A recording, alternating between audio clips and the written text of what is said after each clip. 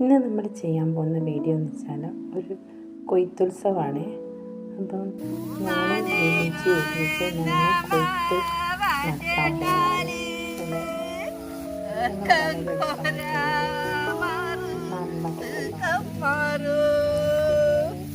നാരായണീച്ചി ഉണ്ടായിരുന്നു. അങ്ങനെ എല്ലാവരും ഒരുമിച്ച് കൊയ്യാനൊക്കെ തുടങ്ങി. കൊയ്തൊക്കെ കഴിഞ്ഞു. കറ്റ കെട്ടാൻ വേണ്ടിയിട്ട് ഞങ്ങളെല്ലാം ഒരുമിച്ചിട്ട് ഇങ്ങനെ പോകേണ്ട ഒരു തിരക്കിലാണ്.